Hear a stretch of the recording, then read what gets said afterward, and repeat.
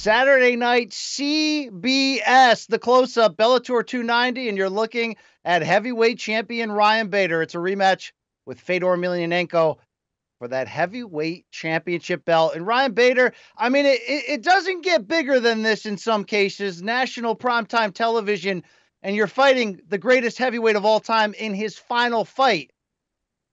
You did knock him out in 2019 in 30-something seconds. When you get the call for this fight, what was your reaction?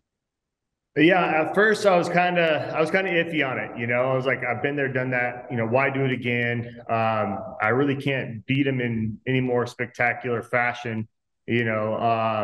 So what's the point? And then I started thinking about it, and I started warming up, and then I started getting really excited about it.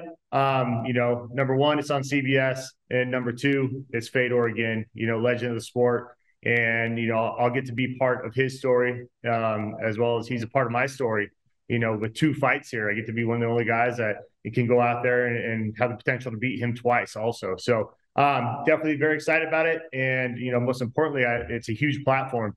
And any Fedor fight is a big fight, and throw it on CBS, it's going to be huge.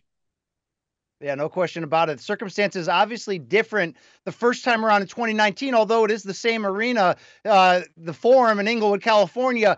That time around, it was for $1 million in the finals of the World Grand Prix, and it was a different time in your career when you truly established yourself in a new division.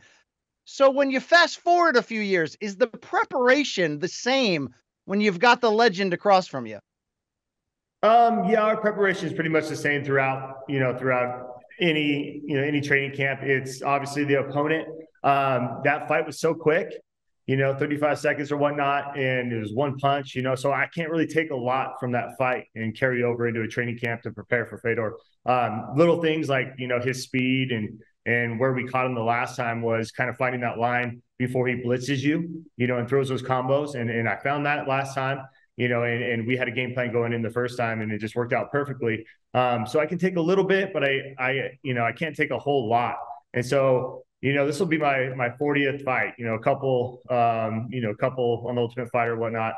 Didn't count on my record, so we've honed that process into where now it's kind of plug and play, who's the opponent, I've been in there before, so I take a little bit away from that, but I prepare for this fight like it's a whole new fight. Like he's the most dangerous he's ever been. His last fight, he's going to go for broke. He does that anyway, so maybe even more so. And so we got to take that into account. Look, he wouldn't be in this spot at age 46 if he hadn't knocked out former title challenger Timothy Johnson, one of the top contenders in this division. So we know why he's here.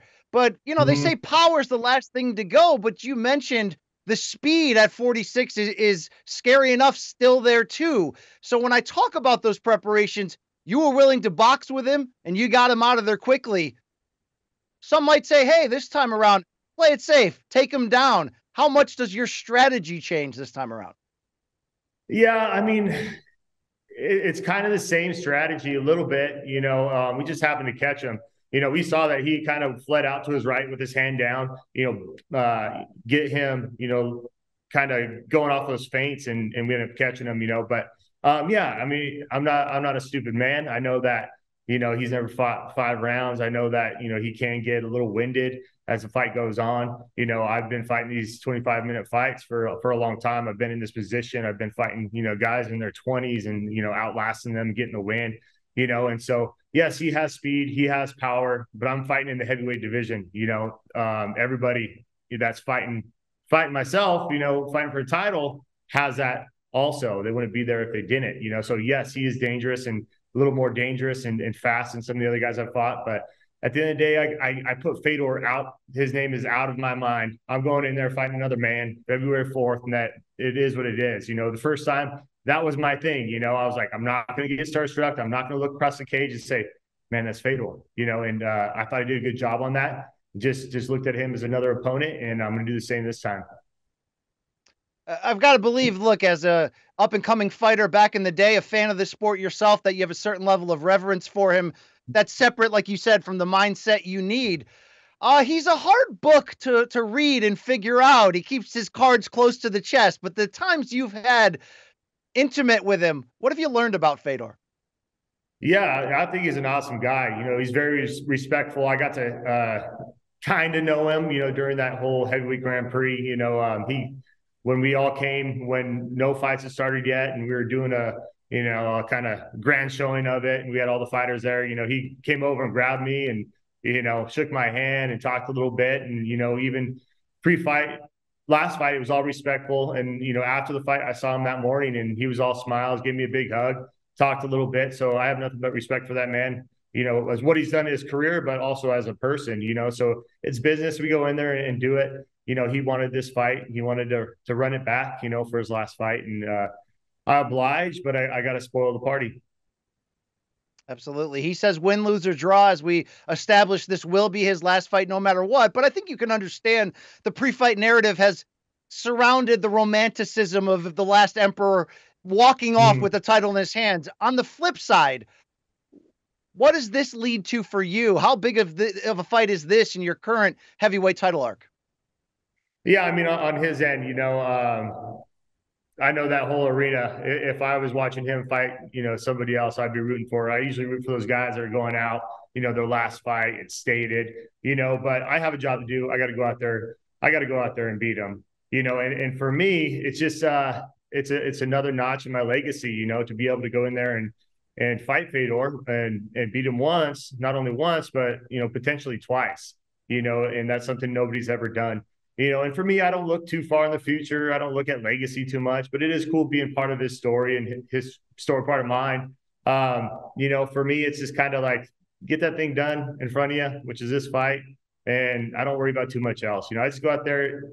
This is my 40th fight. It's a career. It's a job for me. And I kind of look at it like that. Yes, I want to go out there. I want to compete. I want to win, but I just train my butt off and go do my thing and not worry about too much else.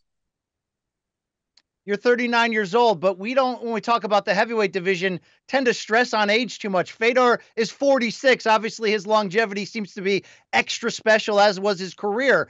Where do you think you're at timeline-wise? You win this bout, you defend your title. Is the future bright and long ahead for you atop this division? I wouldn't say long. I would say bright, but, I don't want to be fighting for 3 more years or anything like that. Like I said, I'm 39 years old. I can still do it, but there's other stuff in life that I want to do for sure. So, I don't have too much time here in this sport, and that could be a couple of years. I've got 3 fights left, including this one. I'm a Bellator contract, so would like to finish that out for sure and kind of reevaluate there. I'm not one of these guys that's like, hey, I'm going to retire after this fight, because I think you're kind of half in and half out, and that's where you don't want to be in this sport. I've always thought that for sure, and so. I'm kind of playing it by ear, you go out there and get some quick wins, easy wins, you might keep on going, but I don't want to be fighting well into my 40s too much. Well, I'm not asking you to look past Fedor or believe that, but the news cycle does get hot when we talk about Francis Ngannou, a free agent, Bellator's Scott Coker saying he's prepared to have discussions with him. You're the champion wearing that title. How do you react to that news? Yeah, hopefully I'll be done by then. I'm just joking. I've never backed down from a fight in my life. I fought, everybody in this division in 205, and in my past in the UFC and all that kind of stuff. And then in Bellator coming in here, then jumping up to heavyweight. I fought the who's who of MMA, and there's been fights when I walked in there and like, how do I beat this dude? And I pull it off, So it's one of those things when, if it comes across the table and it's something we need to do, for sure. Do I want to fight him? Not really. But, I do believe that I have, certain skills and everything to go out there and get the job done even with him. I wouldn't be in this sport if I didn't think I could go into that cage and beat anybody on the planet. All right. Let me close with this, Ron Bader. Saturday night, February 4th, CBS, man. Cannot wait for this one. But we all love and respect the last emperor for what he brought to this game. Is he in the conversation in your eyes, not just potentially the greatest heavyweight, but still in the argument for the greatest fighter in the sport's history? Yeah, he's up there in my list for sure. I think he's one of the greatest fighters of all time. Look what he's doing now. He's still doing it. My list of kind of the two best fighters of all time is Cain Velasquez and Fedor. I came up, watching Fedor, and definitely a fan of his. And then I believe, on any given night, prime Cain is the best fighter to ever walk into a cage. A lot of respect there for the former heavyweight champion. Nobody's ever beaten Fedor twice. That's your task Saturday night, Ryan Bader. Best of luck to you. Great catching up with you. Appreciate it, buddy. Thank you.